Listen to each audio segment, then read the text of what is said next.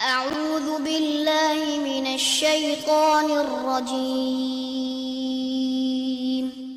بسم الله الرحمن الرحيم الحمد للہ رب العالمین والصلاة والسلام علی نبینا محمد وعلی آلہ وصحبہ اجمعین اما بعد۔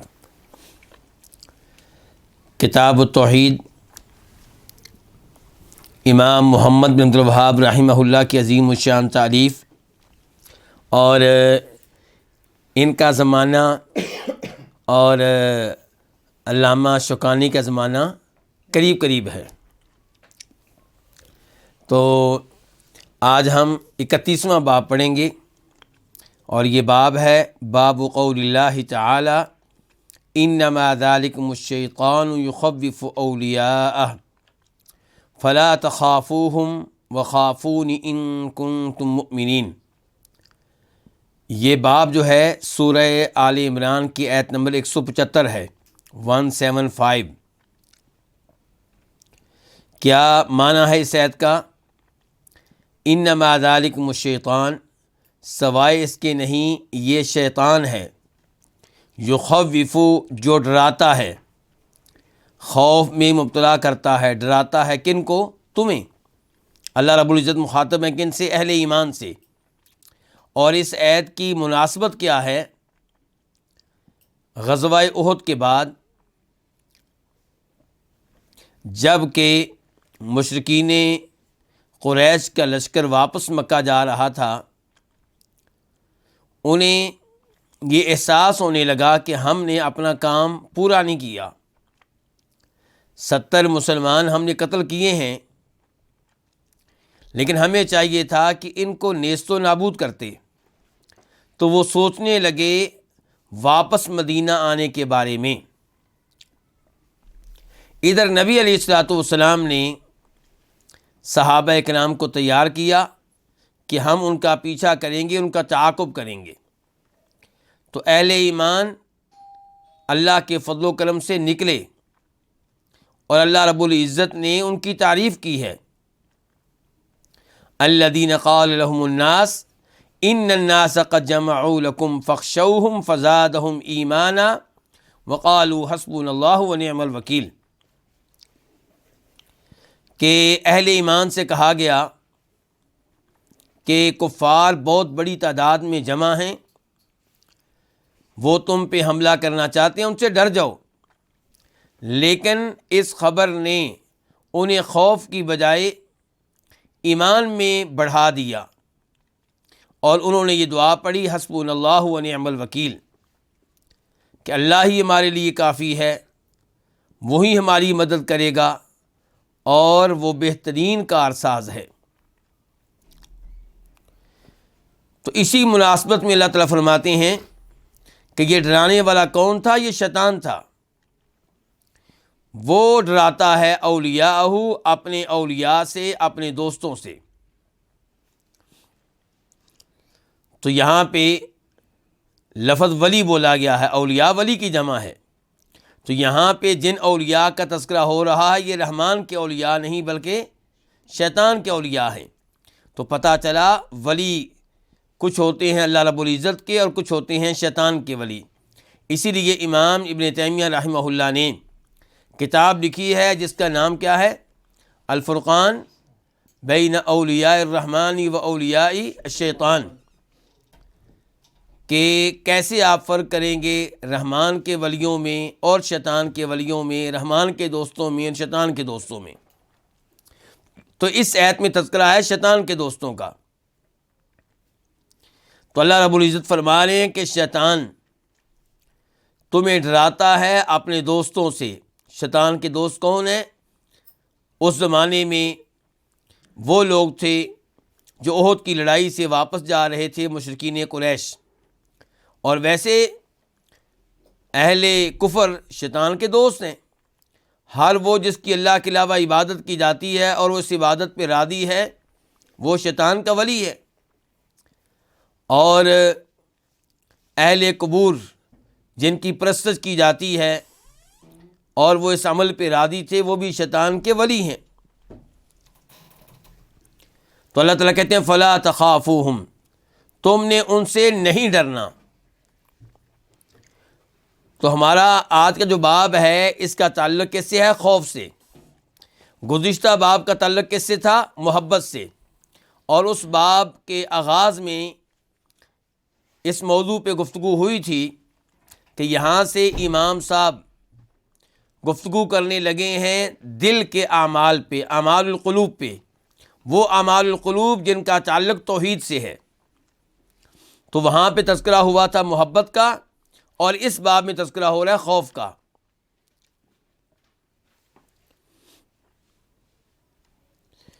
اور کوئی بھی اللہ تعالیٰ کی عبادت نہیں ہوتی جب تک کہ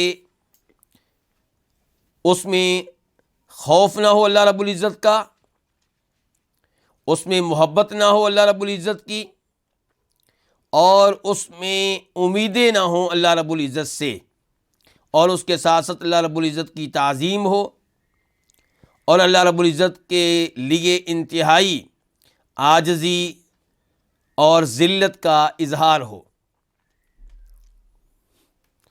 تو محبت بھی اللہ رب العزت سے نہایت ضروری ہے، اور اللہ رب العزت سے خوف بھی نہایت ضروری ہے، اور اللہ رب العزت پہ امیدیں لگانا بھی ایمان کی علامات میں سے ایک علامت ہے۔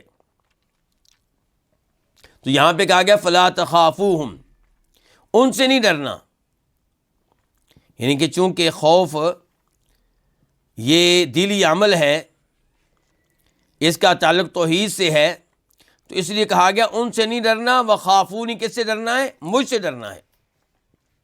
ان کنتم مؤمنین، اگر تم ہو ایمان والے، اگر ایمان والے ہو تو اللہ سے ڈرنا ہے۔ پتہ چلا اللہ سے ڈرنا یہ ایمان کی شرائط میں سے ایک شرط ہے۔ جو اللہ سے ڈرتا نہیں وہ مومن نہیں۔ اگر آپ صحیح معنوں میں صاحب ایمان ہیں تو اللہ سے ڈریں بھی اور اللہ سے محبت بھی رکھیں۔ جب آپ کی نگاہ پڑے اللہ کی نعمتوں پہ، اللہ کے احسانات پہ، اللہ کے ناموں پہ، اللہ کی صفات پہ، تو آپ اللہ رب العزت سے محبت کرنے لگیں، آپ کی محبت بڑھ جائے۔ اور جب نگاہ پڑے اپنے گناہوں پہ، جب ذہن میں آئیں وہ نصوص، وہ آیات، وہ حدیث جن میں تذکرہ اللہ کے عذاب کا، جہنم کا، تو آپ کے اللہ سے خوف میں اضافہ ہو جائے۔ یہ مطلوب و مقصود ہے۔ اور انسان پوری زندگی کس طرح گزارے؟ اس حال میں گزارے کہ وہ رجا اور خوف کے بیچ میں ہو۔ علماء کرام کہتے ہیں کہ انسان رجا اور خوف کو کیسے رکھے؟ پرندے کے دو پروں کی طرح۔ پرندہ جب اڑتا ہے تو صحیح معنوں میں تبھی اڑ سکے گا جب اس کے دونوں پر ایک ساتھ برابر کام کر رہے ہوں۔ اگر ایک پر کام کرے دوسرا کام نہ کرے تو پرندہ اڑ نہیں سکے گا۔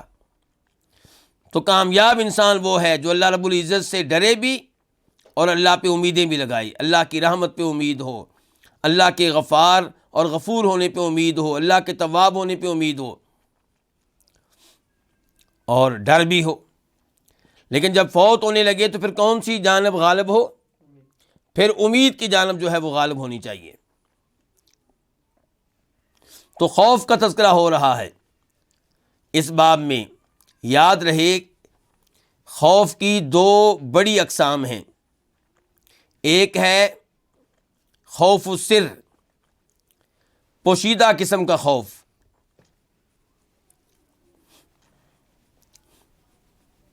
اور پوشیدہ قسم کا خوف وہ ہوتا ہے جس میں تین چیزیں پائی جائیں۔ نمبر ایک، وہ کسی غائب سے ہو، وہ خوف کسی ایسے سے ہو جو غائب ہو، حقیقتاً غائب ہو وہ، یا حکماً یا حصی طور پہ۔ حقیقتاً مثال کے طور پہ آپ مدینہ میں ہیں اور جس سے آپ ڈر رہے ہیں وہ کہاں ہیں؟ وہ دلی میں ہیں، وہ لاہور میں ہیں۔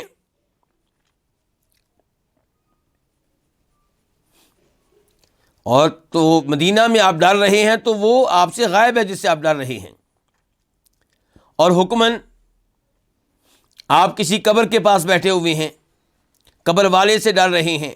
اب بظاہر قبر والا آپ کے پاس ہی ہے، لیکن حکم کے لحاظ سے وہ آپ سے غائب ہے، آپ اس کو دیکھ نہیں رہے، آپ کا اور اس کا آپس میں کوئی رابطہ نہیں ہے، اور یا وہ غائب ہوگا حصی طور پہ، جیسا کہ جن ہیں، یہ حقیقتاً ہمارے دائیں بائیں ہیں، لیکن ہمارے محسوس کرنے کے اعتبار سے وہ کیا ہے؟ وہ غائب ہیں، ہم انہیں محسوس نہیں کر پاتے۔ فرشتے بھی ایسے ہی ہیں، بلکہ اللہ رب العزت کا معاملہ بھی ہمارے ساتھ ایسے ہی ہے۔ تو جو سری خوف ہوگا، پوشیدہ قسم کا خوف، اس میں 3 چیزیں پائی جائیں گی۔ پہلی چیز کیا تھی کہ وہ خوف کس سے ہو؟ کسی غائب سے، غیر موجود سے۔ نمبر 2 کہ وہ خوف ہو اس کی قدرت کی وجہ سے، اس میں کوئی حصی سبب نہ ہو، یعنی کہ آپ یہ عقیدہ رکھتے ہیں کہ وہ غائب ہونے کے باوجود طاقت رکھتا ہے کہ مجھے نقصان پہنچائے یا مجھے فائدہ دے، اگرچہ کوئی ظاہری سبب نہیں ہے، ظاہری سبب کے بغیر غائب ہونے کے باوجود وہ مجھے نقصان بھی پہنچا سکتا ہے، فائدہ بھی دے سکتا ہے۔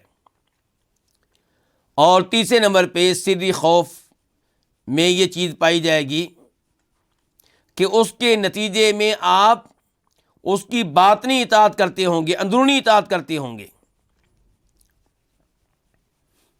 کیونکہ آپ اس سے ڈرتے ہیں، اس لیے آپ اس سے باطنی طور پہ ڈرتے ہیں، تو آپ اس کی اطاعت کرتے ہوں گے، اس کی بات ماننے والے ہوں گے، اس کی نافرمانی سے بچتے ہوں گے۔ تو یہ کیا ہوا؟ کون سا خوف ہوا جی؟ سری خوف۔ تو اب سری خوف جو ہے یہ 2 طرح کے لوگوں میں پایا جاتا ہے۔ نمبر 1 اہل توحید میں، اہل توحید اللہ رب العزت سے ڈرتے ہیں، جبکہ اللہ رب العزت ذاتی طور پہ کہاں ہیں؟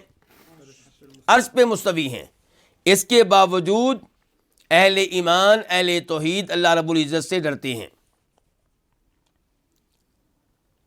اور حصی طور پہ محسوس کرنے کے اعتبار سے اللہ رب العزت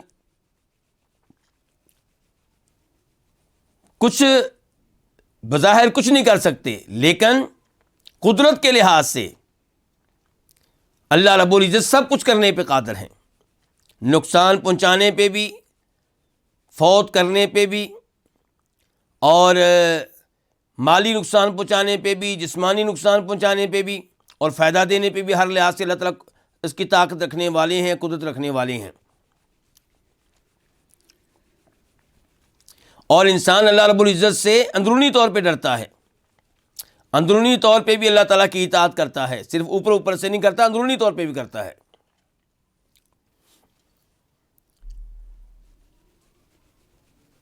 تو یہی وہ خوف ہے جس کا تذکرہ اس آیت میں ہوا ہے جو بھی ہم نے پڑھی ہے، وَخَافُونِ إِن كُنتُم مُؤْمِنِينَ، اگر تم ایمان والے ہو تو مجھ سے ڈرو۔ اور دوسرا خوف ہوتا ہے طبیعی قسم کا، فطرتی قسم کا، کہ انسان ہر اس مخلوق سے ڈرتا ہے جو تکلیف دینے کی طاقت رکھتی ہو، اور اس کے پیچھے وہ سبب ہوتا ہے جس کو ہم محسوس کرتے ہیں۔ مثال کے طور پہ شیر سے ڈرنا، سانپ سے ڈرنا، بچھو سے ڈرنا، یا کسی ظالم انسان سے ڈرنا جو نقصان پہنچانے کی طاقت رکھتا ہو۔ تو یہ خوف جو ہے اس کا کیا حکم ہے؟ یہ جائز ہے، اس میں کوئی حرج نہیں ہے۔ یہ انبیاء کرام علیہم الصلوۃ والسلام میں بھی پایا گیا ہے۔ چنانچہ اللہ تعالیٰ فرماتے ہیں سورہ طٰہٰ میں آیت نمبر 60 میں 67 میں، فَأَوْجَسَ فِي نَفْسِهِ خِیفَةً مُوسیٰ، تو موسیٰ علیہ السلام نے اپنے دل میں کیا محسوس کیا؟ ڈر محسوس کیا۔ ڈر کس چیز سے محسوس کیا؟ کیوں جی علماء کرام؟ ان رسیوں سے جو جادوگروں نے پھینکی تھیں اور بظاہر وہ کیا لگ رہی تھیں کہ وہ کیا ہیں؟ سانپ ہیں۔ تو موسیٰ علیہ السلام اس سے ڈرے ہیں۔ اللہ تعالیٰ نے کہا لا تخف انک انت الاعلی، آپ نے ڈرنا نہیں ہے، کامیاب آپ ہی ہوں گے، غلبہ آپ ہی کو ملے گا۔ اور سورہ قصص میں آیت نمبر 21 میں 21 میں اللہ تعالیٰ فرماتے ہیں فخرج منہا خائفا یترقب، کہ موسیٰ علیہ السلام جب ایک اسرائیلی شخص کی مدد میں ایک قبطی پہ انہوں نے حملہ کیا یا آپ یہ کہیں کہ اسے مکہ مارا تو وہ مر گیا۔ اب فرعون کی پارلیمنٹ نے یہ قانون پاس کیا کہ موسیٰ علیہ السلام کو پکڑا جائے اور ان کو سزا دی جائے۔ تو موسیٰ علیہ السلام کو کسی خیر خواہ نے بتا دیا تو وہ نکل پڑے، کہاں سے؟ مصر سے۔ اللہ تعالیٰ فرماتے ہیں فخرج منہا خائفا یترقب، موسیٰ علیہ السلام ڈرے، مدین جا رہے ہیں، ڈرتے ڈرتے گئے وہاں سے، تو خوف میں مبتلا ہوئے ہیں اور دعا کر رہے ہیں ربی نجنی من القوم الظالمین۔ تو یہ موسیٰ علیہ السلام کا ڈرنا ہے۔ ایسے ہی ابراہیم علیہ السلام بھی ڈرے ہیں جب ان کے پاس فرشتے آئے تھے، تو موسیٰ علیہ السلام بھی ڈرے ہیں جب ان کے پاس فرشتے آئے، لیکن انسانی شکل میں موسیٰ علیہ السلام ان کے لیے ضیافت کے طور پہ کھانا لے کر آئے، گوشت لے کر آئے۔ فلما رأى أيديهم لا تصل إليه نكرهم وأوجس منهم خيفة، تو ابراہیم علیہ السلام جب دیکھا کہ وہ کھانا نہیں لے رہے تو انہوں نے اس زمانے کی عادات کے مطابق، عرف کے مطابق محسوس کیا کہ شاید پھر یہ دشمن ہیں، یہ نقصان پہنچانے کے لیے آئے ہیں، تو وہ ڈرنے لگے۔ تو انبیاء کرام علیہم الصلوۃ والسلام میں بھی ایسا خوف پایا گیا ہے، اس لیے یہ خوف جو ہے یہ گناہ نہیں ہے، یہ جرم نہیں ہے۔ لیکن سری طور پہ ڈرنا جس میں وہ تین چیزیں ذکر کی جائیں، جس میں وہ تین چیزیں موجود ہوں جن کا تذکرہ ہوا ہے، تو یہ اگر اہل توحید کی طرف سے ہے اور وہ اللہ تعالیٰ سے ڈر رہے ہیں تو یہ مطلوب ہے اور یہ توحید کی علامت ہے۔ اور اگر یہ چیز پائی جائے مشرکین میں اور وہ غیر اللہ سے ڈر رہے ہیں تو پھر یہ شرک ہے۔ جیسا کہ ہم دیکھتے ہیں کہ لوگ آج بھی کلمہ پڑھنے کے باوجود اپنے گھروں میں بیٹھے ہوتے ہیں اور شیخ عبد القادر جیلانی رحمہ اللہ سے ڈر رہے ہوتے ہیں، جن کی قبر کہاں ہے؟ بغداد میں، عراق میں۔ کیا سوچ رکھتے ہیں؟ سوچ یہ رکھتے ہیں کہ اگرچہ کوئی زہری سبب نہیں ہے لیکن اللہ تعالیٰ کے انداز میں وہ ہمیں نقصان پہنچانے کی طاقت بھی رکھتے ہیں اور فائدہ بھی دے سکتے ہیں، اور اس کے نتیجے میں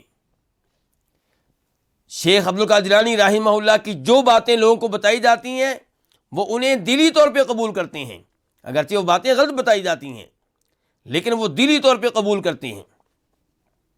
یہی صورتحال ہندوؤں کی ہے، وہ ان سے ڈرتے ہیں جن کو وہ بھگوان کہتے ہیں، جن کو وہ رب مانتے ہیں، اور اپنے گھر کے اندر بیٹھے بیٹھے ڈر رہے ہوتے ہیں۔ تو اس قسم کا خوف جب پایا جائے اور وہ خوف غیر اللہ سے ہو تو اسے کیا کہتے ہیں؟ شرک، اور جب وہ خوف اللہ رب العزت سے ہو تو وہ کیا ہے؟ توحید۔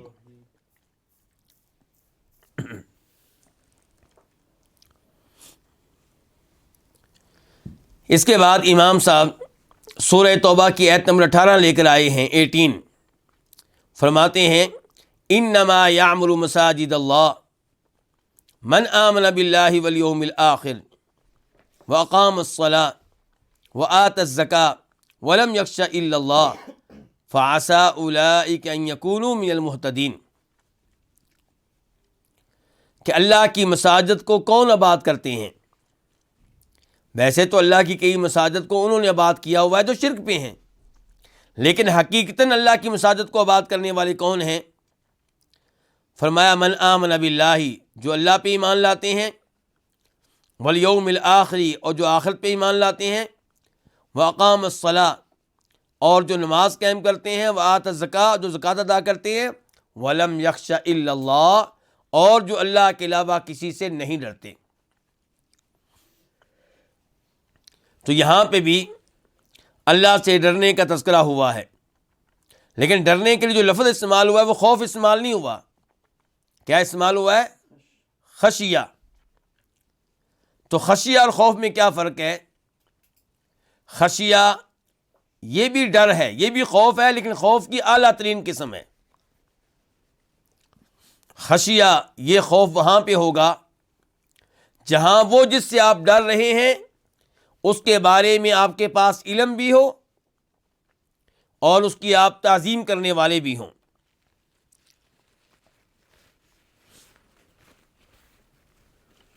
اسی لیے اللہ تعالیٰ کہتے ہیں ایک اور مقام پہ سورہ فاطر میں، انما یخشی اللہ من عبادہ العلماء، کہ اللہ رب العزت سے صحیح معنوں میں ڈرنے والے، لفظ کیا استعمال کیا گیا؟ خشیت کا، سوائے اس کے نہیں، اللہ تعالیٰ سے صحیح معنوں میں ڈرنے والے کون ہوتے ہیں؟ علماء ہوتے ہیں۔ علماء سے مراد کیا ہے وہاں پہ؟ یعنی کہ جو جانتے ہیں اللہ تعالیٰ کی ذات کے بارے میں، اللہ کے ناموں کے بارے میں، اللہ کی صفات کے بارے میں، اللہ کے حقوق کے بارے میں، اور اللہ نے گزشتہ اقوام کے ساتھ کیا کچھ کیا، اللہ کی کیا عظمت ہے، جن کے بارے میں یہ معلومات ہیں، جن کے پاس، وہ اللہ رب العزت سے صحیح معنوں میں ڈرتے ہیں، ان کی خشیت اختیار کرتے ہیں۔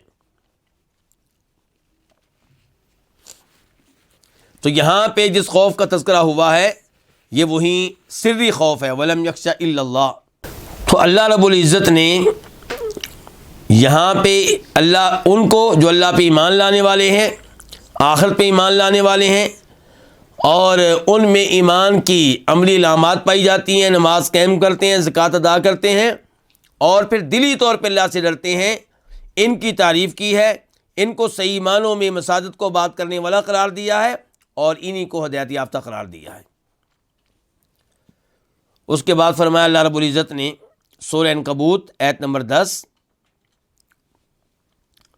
وقولہ، اللہ تعالیٰ کہتے ہیں وَمِنَ النَّاسِ مَن يَقُولُ آمَنَّا بِاللَّهِ، یہ من کون سا ہے؟ من تبعیدیہ، بعض کا معنی دیتا ہے، کچھ کا معنی دیتا ہے، اور لوگوں میں سے کچھ وہ ہیں جو کہتے ہیں کہ آمنا باللہ، ہم اللہ پہ ایمان لائے، فَإِذَا أُوذِيَ فِي اللَّهِ، اور جب اللہ کی وجہ سے تکلیف دی جاتی ہے، اللہ کی راہ میں تنگ کیا جاتا ہے، تو جعل فتنة الناس كعذاب اللہ، تو وہ اللہ رب العزت کے عذاب کی طرح بنا لیتا ہے لوگوں کی طرف سے آئی ہوئی تکلیفوں کو، پریشانیوں کو، عذاب کو۔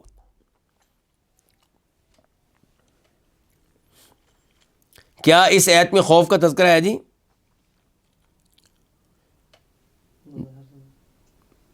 یہاں تذکرہ ہے خوف کا، اس پہ ابھی گفتگو کرتے ہیں، لیکن یہاں پہ ان لوگوں کا تذکرہ ہو رہا ہے جو ایمان لانے کا دعویٰ تو کرتے ہیں۔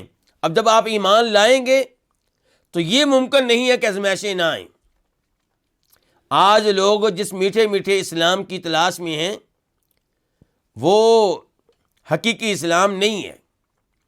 حقیقی اسلام اور ایمان میں تکلیفیں آتی ہیں، پریشانیاں آتی ہیں، لوگ تنگ کرتے ہیں۔ حقیقی ایمان اسلام کے نتیجے میں آپ خاموشی سے نہیں بیٹھیں گے، آپ دائیں بائیں جو لوگ ہیں ان کو بھی دعوت دیں گے، پھر وہ آپ کے مخالف ہوں گے، آپ کو برا بھلا کہیں گے، آپ کی دعوت کو روکنے کی کوشش کریں گے، مسائل کھڑے ہوں گے۔ جب مسائل کھڑے نہ ہوں، کوئی بھی آپ سے پریشان نہ ہو، کوئی بھی آپ کی وجہ سے ٹینشن میں مبتلا نہ ہو، اس کا مطلب یہ ہے کہ آپ اسلام کا حق ادا نہیں کر رہے۔ تو جب ایمان لائیں گے تکلیفیں دی جائیں گی۔ صحابہ کرام کو مکہ میں پریشان کیا گیا، حالانکہ وہ کسی کو تکلیف دینے والے نہیں تھے، کسی کو پریشان نہیں کرتے تھے، لیکن لوگوں نے ان کو پریشان کیا۔ کس لیے؟ کیونکہ ایمان لائے ہیں۔ وَمَا نَقَمُوا مِنْهُمْ إِلَّا أَن يُؤْمِنُوا بِاللَّهِ الْعَزِيزِ الْحَمِيدِ، جب بھی انسان صحیح معنوں میں ایمان قبول کرے گا اس کو تنگ کیا جائے گا، اس کو تکلیفیں دی جائیں گی۔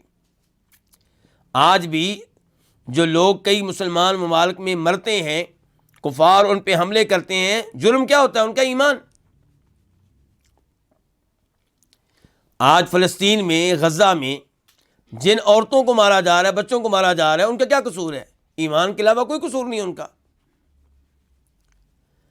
تو کہنے کا مطلب یہ ہے کہ جب صحیح معنوں میں ایمان لائیں گے تو تکلیفیں آئیں گی۔ اللہ تعالیٰ فرماتے ہیں سورہ عنکبوت میں آیت نمبر 2 میں، احسب الناس ان یترکوا ان یقولوا آمنا باللہ وہم لا یفتنون، لوگ یہ سمجھتے ہیں کہ وہ ایمان لائیں گے، کلمہ پڑھ لیں گے اور بس جنت مل جائے گی، کوئی مسئلہ کھڑا نہیں ہوگا، نہیں مسائل کھڑے ہوں گے۔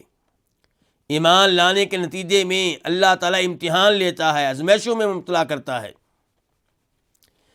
تو جب یہ لوگ جن کا تذکرہ اس آیت میں کیا گیا سورہ عنکبوت آیت نمبر 10 میں، ان پہ آزمائشیں آتی ہیں، تکلیفیں آتی ہیں، تو یہ لوگوں سے ڈرتے ہوئے، لوگوں کی تکلیفوں سے ڈرتے ہوئے، لوگوں کی طرف سے آنے والے مصائب سے ڈرتے ہوئے اللہ کے کئی واجبات کو ترک کر دیتے ہیں اور کئی ایسے امور کا ارتکاب کر بیٹھتے ہیں جن کی وجہ سے اللہ ناراض ہو جاتا ہے۔ تو اللہ کو انہوں نے ناراض کیا، واجبات چھوڑے، کبائر کا ارتکاب کیا، کن کی وجہ سے؟ جی علماء کرام، کن کی وجہ سے؟ جی لوگوں کے ڈر سے، لوگوں کے خوف سے۔ تو یہ ہے کہ وَمِنَ النَّاسِ مَن يَقُولُ آمَنَّا بِاللَّهِ فَإِذَا أُوذِيَ فِي اللَّهِ جَعَلَ فِتْنَةَ النَّاسِ كَعَذَابِ اللَّهِ، لوگوں کے ڈر سے کئی واجبات کو چھوڑ دیا۔ مثال کے طور پہ داڑھی رکھنا واجب ہے، نہیں رکھتے، کہ لوگ مذاق اڑاتے ہیں، جی لوگ پریشان کرتے ہیں، جی شلوار ٹخنوں سے نیچے رکھتے ہیں، یہ کون سا گناہ جی؟ صغیرہ کہ کبیرہ؟ کبیرہ گناہ ہے۔ کس کی وجہ سے؟ لوگوں کی وجہ سے، لوگ مذاق اڑاتے ہیں، جی۔ تو یہ لوگوں کے خوف سے ایسی حرکات کرنا، اللہ رب العزت نے اسی کی مذمت کی ہے اس آیت میں جو ہم پڑھ رہے ہیں۔ لیکن یہاں پہ شرک نہیں ہے، انہوں نے واجبات ترک کیے ہیں یا کبائر کا ارتکاب کیا ہے۔ اگر خوف یہیں تک ہے تو پھر یہ شرک نہیں ہے، لیکن یہ بھی حرام ہے، گناہ ہے۔ اس کے بعد ایک حدیث لے کر آئے ہیں امام محمد بن عبد الوہاب رحمہ اللہ، عن ابی سعید مرفوعا، یہ روایت ہے ابو سعید خدری رضی اللہ عنہ سے، اور وہ اس کو بطور مرفوع نبی علیہ الصلوۃ والسلام سے روایت کرتے ہیں۔ اس روایت کو اور اس حدیث کو پڑھنے سے پہلے یہ بتا دوں کہ یہ حدیث کس کس امام نے نقل کی ہے اور اس کا حکم کیا ہے، کیا یہ صحیح ہے یا ضعیف ہے۔ اس کو روایت کرنے والوں میں ایک ہے امام ابو نعیم اپنی کتاب حلیۃ الاولیاء میں، دوسرے نمبر پہ ہے امام بہقی شعب الایمان میں، شعب الایمان میں اس کا نمبر ہے 203 203۔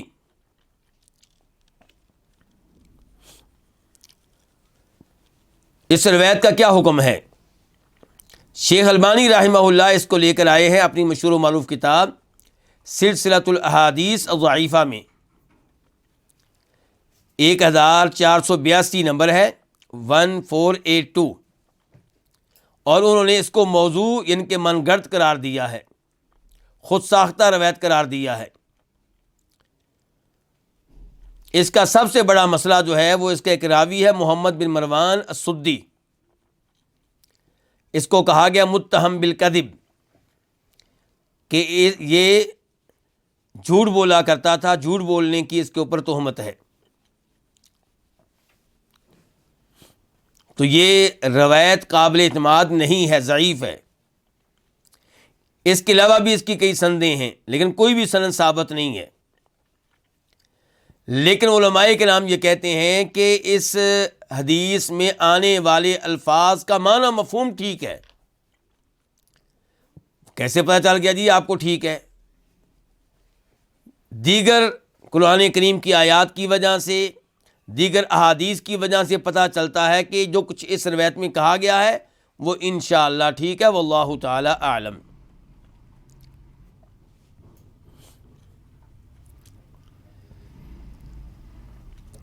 کیا الفاظ ہیں اس حدیث کے؟ ابو سعید خدری کہتے ہیں کہ نبی علیہ الصلوۃ والسلام نے فرمایا کہ ان من ضعف الیقین ان ترضی الناس بسخط اللہ وان تحمدهم على رزق اللہ وان تذمهم على ما لم يؤتك اللہ۔ یقین کی کمزوری میں سے ہے۔ یقین سے کیا مراد ہے جی؟ پہلے نمبر پہ کہ اللہ پہ یقین ہونا چاہیے، اللہ پہ صحیح معنوں میں ایمان اور اعتماد ہونا چاہیے۔ آپ کو یقین ہو کہ ہر کام اللہ کے ہاتھ میں ہے، اللہ کے بغیر دنیا میں کچھ نہیں ہو سکتا، اللہ کے وجود پہ یقین ہو، اللہ کی طرف، اللہ کے پاس جو مال اور نعمتیں ہیں ان کے اوپر یقین ہو، اللہ عذاب دینے پہ قادر ہے اس پہ بھی یقین ہو۔ لیکن بسا اوقات کی یقین کمزور ہو جاتا ہے، اور اس سے یہ بھی پتہ چلا کہ انسان کا جو یقین ہے وہ کبھی مضبوط ہوتا ہے، کبھی کیا ہوتا ہے؟ کمزور ہوتا ہے۔ تو یہیں سے پتہ چلا کہ ایمان کبھی بڑھتا ہے اور کبھی کم ہوتا ہے، اور ہمارا یہ عقیدہ ہے کہ ایمان کبھی بڑھتا ہے کبھی کم ہوتا ہے، اور اس کے بہت سے دلائل ہیں، بہت سی آیات ہیں، بہت سی احادیث ہیں۔ تو یہاں پہ تذکرہ ہوا ہے یقین کی کمزوری کا، اس سے پتہ چلا کہ ایمان کبھی کمزور ہو جاتا ہے۔ تو ان من ضعف الیقین، یقین کی کمزوری میں سے ہے۔ اب یہاں پہ علامات بتائی جائیں گی، کس چیز کی بلا؟ جی، یقین کی کمزوری کی علامات، 3 علامات بتائی جائیں گی۔ نمبر 1، ان ترضی الناس بسخط اللہ، کہ آپ لوگوں کو راضی کریں اللہ کو ناراض کر کے۔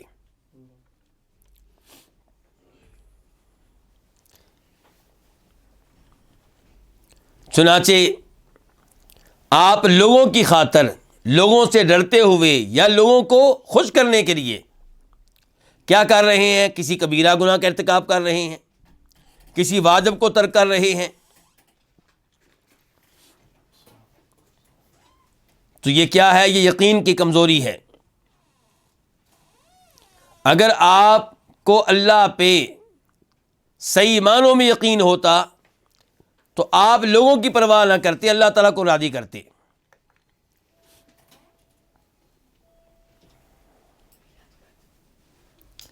وَأَن تَحْمَدَهُمْ عَلَىٰ رِزْقِ اللَّهِ، دوسری علامت یقین کی کمزوری کی، کہ آپ ان کی تعریف کریں۔ کن کی تعریف کریں جی؟ لوگوں کی۔ عَلَىٰ رِزْقِ اللَّهِ، کس بات پہ؟ اللہ کے رزق پہ۔ رزق دینے والا اللہ، لیکن آپ نے اللہ کو بلا دیا اور جو رزق دینے میں سبب بنا ہے صبح و شام اس کی تعریفیں کر رہے ہیں، رزق ملنے کو بھی منسوب اس کی طرف کر رہے ہیں۔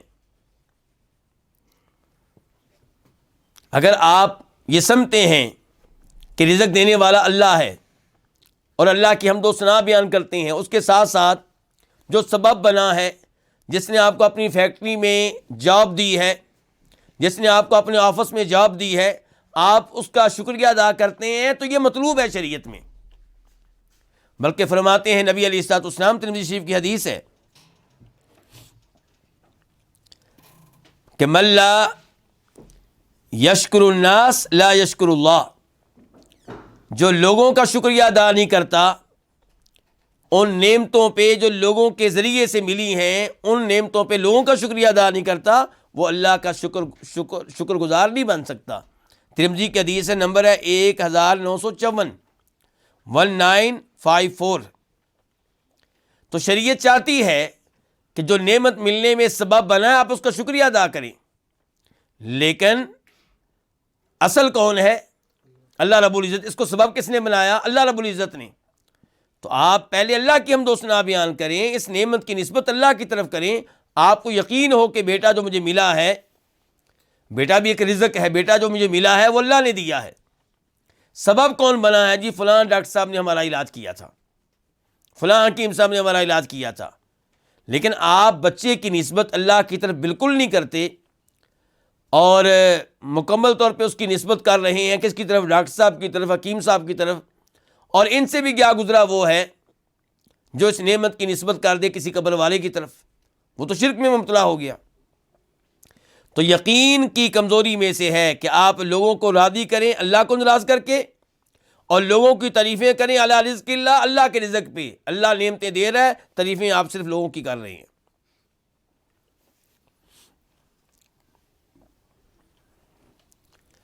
وَأَن تَذُمَّهُمْ عَلَى مَا لَمْ يُؤْتِكَ اللَّهُ۔ اور تیسری علامت، کس چیز کی علامت جی؟ یقین کی کمزوری کی علامت، کہ آپ لوگوں کی مذمت کریں، انہیں برا بھلا کہیں ان چیزوں پہ جو آپ کو اللہ نے نہیں دی۔ یعنی کہ آپ کو جاب نہیں ملی، آپ کے اس کی جاب نہ ملنے پہ کسی کی بے عزتی کر رہے ہیں کہ اس نے مجھے جاب نہیں لینے دی، اس نے مجھے انٹرویو میں پاس نہیں کیا، اس نے مجھے نہیں رکھا۔ جبکہ یقین کا تقاضا ہے کہ آپ سمجھیں کہ اللہ نے نہیں چاہا، اس بندے کی کیا حیثیت ہے؟ اگر اللہ تعالیٰ مجھے یہ جاب دینا چاہتا تو بندے کی کوئی حیثیت نہیں تھی، بندے کا دل تو اللہ کے ہاتھ میں ہے، تو اصل تو اللہ ہے۔ اللہ نے شاید یہاں میرے لیے خیر نہیں رکھی تھی، اللہ کسی حکمت کی وجہ سے نہیں چاہتے تھے کہ مجھے یہ رزق ملے، یہ جاب ملے، یہ نوکری ملے، یہ عہدہ ملے، یہ منصب ملے، اس پہ آپ لوگوں کی مذمت کیوں کر رہے ہیں؟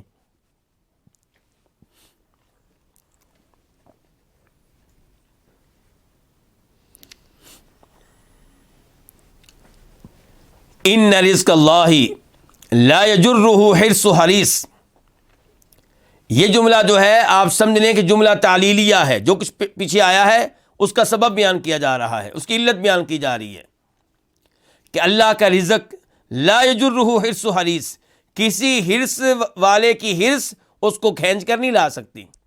آپ جتنا زور لگا لیں کہ مجھے یہ رزق ملے، نہیں ملے گا اگر اللہ نہ چاہے تو، اور اللہ چاہے تو دنیا کی ساری طاقتیں جمع ہو جائیں کہ آپ کو یہ چیز نہ ملے، مل کر رہے گی۔ تو یہ ہے کہ ان رزق اللہ لا یجرہ حرص حریص، کہ بے شک اللہ کا رزق اس کو کھینچ کر نہیں لا سکتی کسی حرص رکھنے والے کی حرص، کسی کوشش کرنے والے کی کوشش، کسی محنت کرنے والے کی محنت۔ اور اس میں یہ بھی ہے کہ آپ لوگوں کو جتنا بھی راضی کر لیں، کوئی چیز لینے کے لیے لوگوں سے جتنے بھی تعلقات قائم کر لیں، اللہ نہیں چاہے گا تو آپ کو یہ چیز نہیں ملے گی۔ وَلَا يَرُدُّهُ كَرَاهِيَةُ كَارِهٍ، اور اس کو مسترد نہیں کر سکتی، اس کو رد نہیں کر سکتی، کس کو؟ اللہ کی طرف سے آنے والے رزق کو، اللہ کی طرف سے آنے والی نعمت کو۔ کسی ناپسند کرنے والے کی ناپسندیدگی وہ اس کو رد نہیں کر سکتی۔ آپ کو ایک نعمت اللہ دے رہا ہے، لوگ نہیں چاہتے، دنیا نہیں چاہتی، دنیا جو مرضی کر لے وہ نعمت آپ کو مل کر رہے گی۔ ان آخری الفاظ سے ہمیں کون سی حدیث یاد آ رہی ہے جی؟ اللہم لا مانع لما اعطیت ولا معطی لما منعت، اے اللہ جو تو دینے پہ آئے اس میں کوئی رکاوٹ نہیں بن سکتا، اور جس چیز کو تو نہ دینا چاہے لوگ وہ کبھی نہیں دے سکتے۔ اور کبھی یہ الفاظ پڑھ کے ہمیں وہ حدیث یاد آتی ہے عبداللہ ابن عباس کی، کہ جب وہ بیٹھے ہوئے تھے کہاں؟ نبی علیہ الصلوۃ والسلام کے پیچھے، اور وہاں پہ آپ نے ان کو عقیدہ سکھایا تھا، اور اس کے آخری الفاظ بھی یہ تھے کہ عبداللہ یہ بات جان لو کہ اگر ساری دنیا اس بات پہ اتفاق کر لے کہ تمہیں کوئی نقصان پہنچانا ہے، نہیں پہنچا سکیں گے سوائے اس نقصان کے جو تقدیر میں لکھا ہوا ہے، اور ساری دنیا اس بات پہ اتفاق کر لے کہ تمہیں کوئی فائدہ دینا ہے، نہیں دے سکیں گے سوائے اس فائدے کے جو تقدیر میں لکھا ہوا ہے۔ تو یہ ہے یقین، اعتماد اللہ رب العزت پہ ہونا چاہیے، اور اگر یہ یقین کمزور ہے تو اس کے پیچھے کیا ہے؟ لوگوں کا ڈر یا لوگوں سے امیدیں۔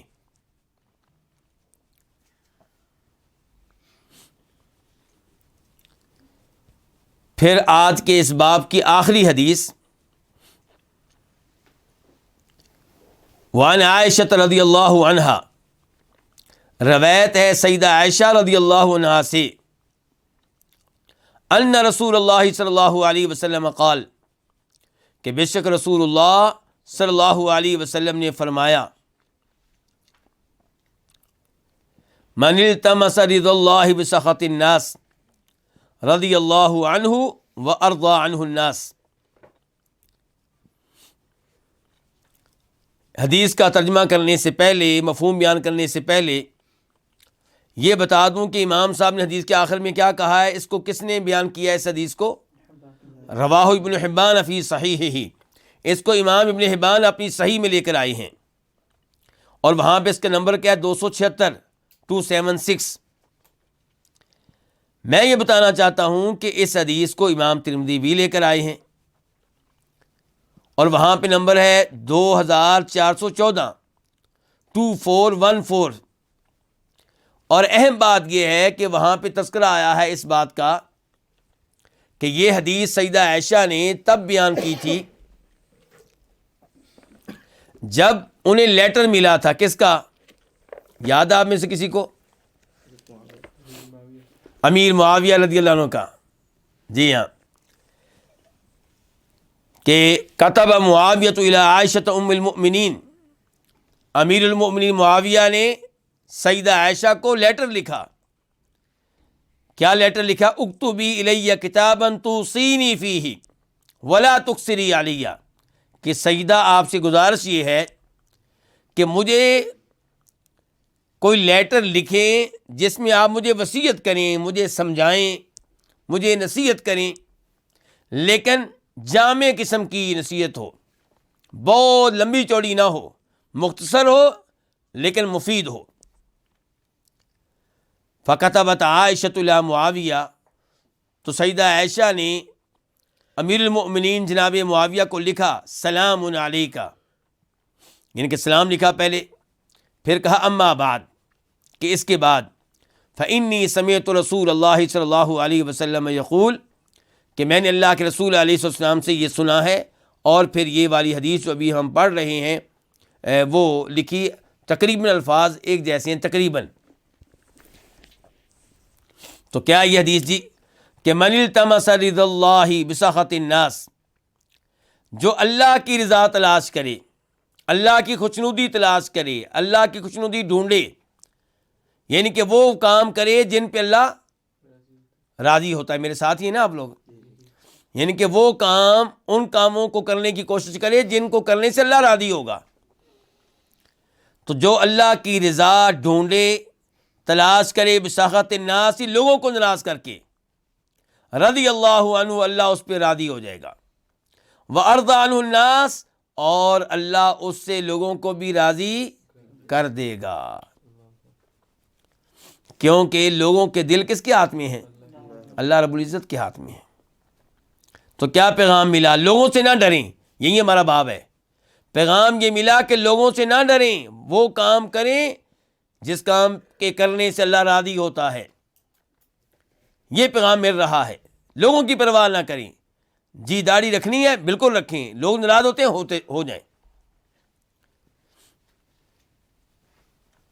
دعوت دی گئی آپ کو کسی ایسی مجلس میں شریک ہونے کی جہاں پہ شراب ہوگی، نہیں جانا، لوگ ناراض ہوتے ہیں ہو جائیں، کوئی پرواہ نہیں ہے۔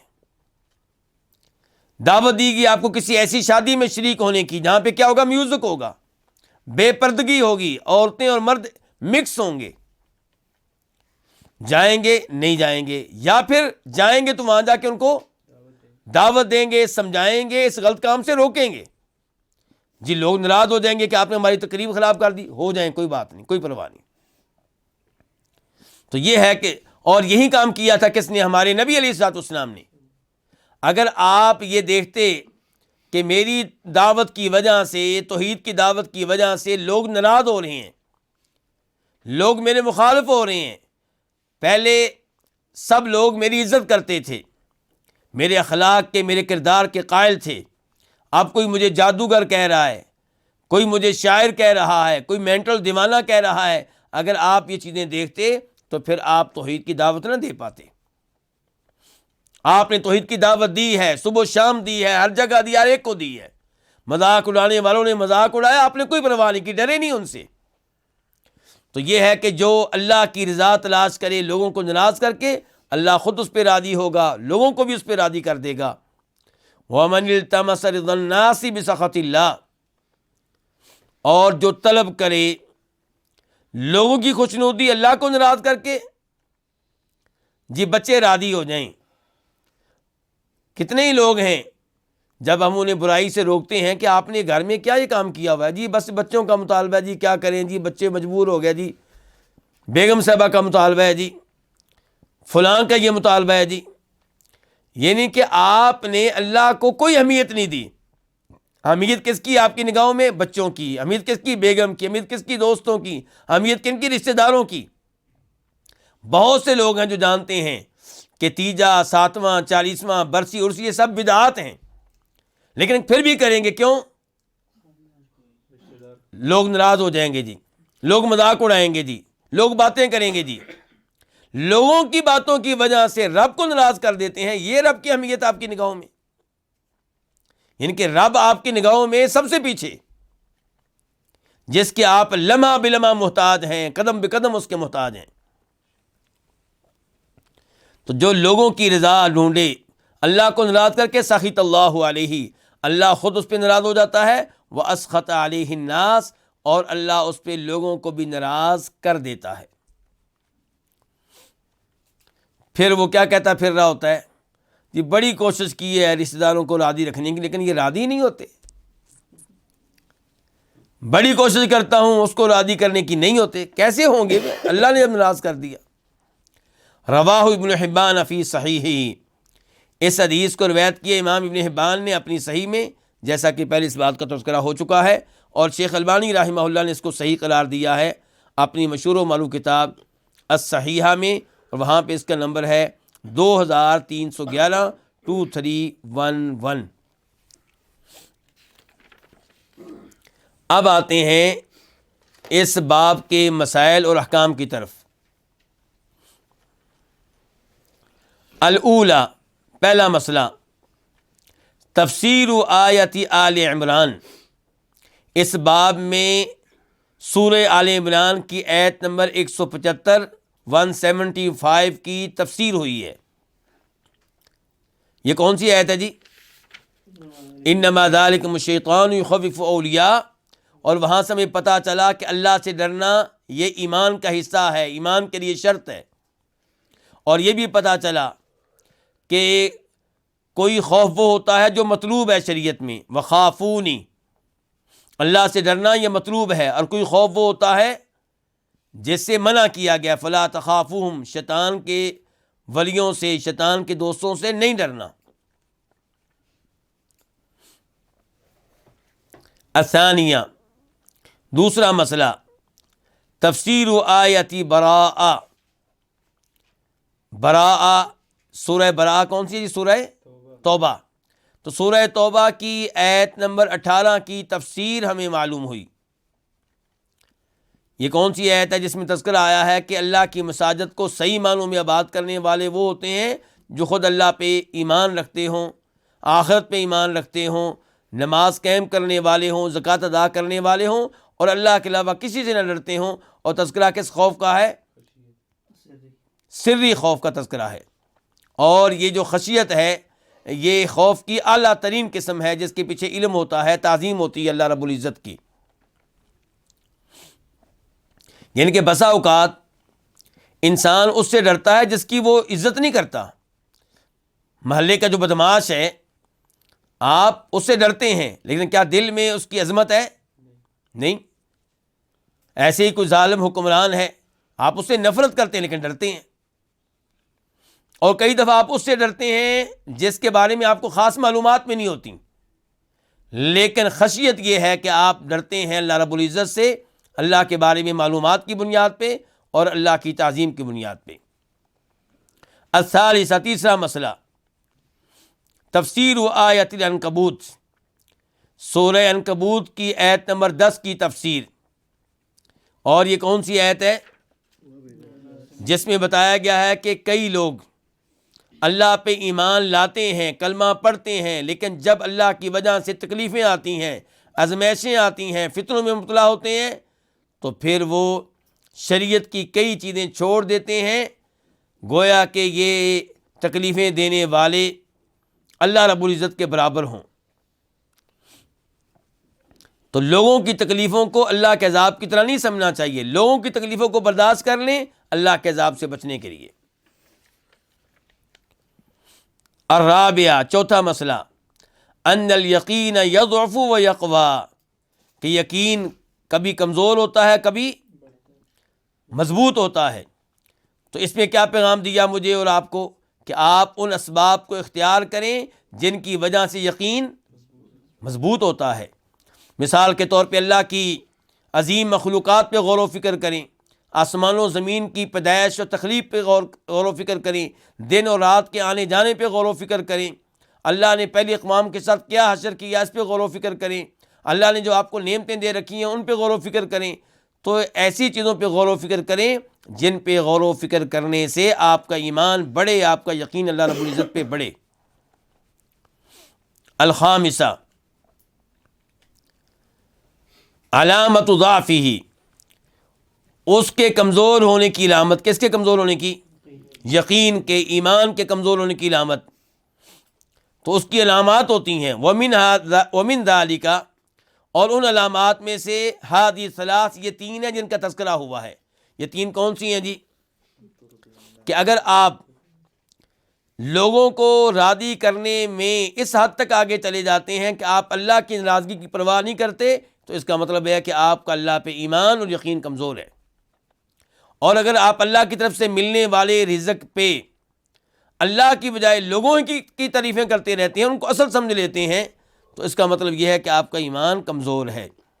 اور اگر آپ ان چیزوں پہ جو آپ کو مل نہیں سکیں، ان چیزوں پہ لوگوں کی مذمت کرتے رہتے ہیں، انہیں برا بھلا کہتے رہتے ہیں، تو اس کا مطلب یہ ہے کہ آپ کا یقین اور ایمان کمزور ہے۔ یعنی کہ آپ ایک چیز کو حاصل کرنے کی کوشش کریں، پورا زور لگائیں، اگر وہ جائز ہے تو، نہیں ملی کہیں جی تقدیر میں نہیں لکھا ہوا تھا، بات ختم۔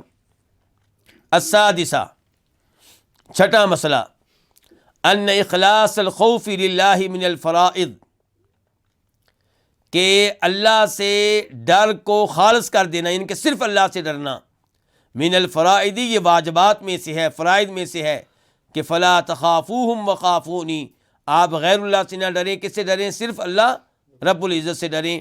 الا یہ کہ خوف وہ ہو جس کو کیا کہتے ہیں؟ طبعی خوف، فطرتی خوف، سانپ سے ڈرنا، بچھو سے ڈرنا، کسی ظالم سے ڈرنا، تو وہ کوئی جرم نہیں ہے، اس میں کوئی مسئلہ نہیں ہے۔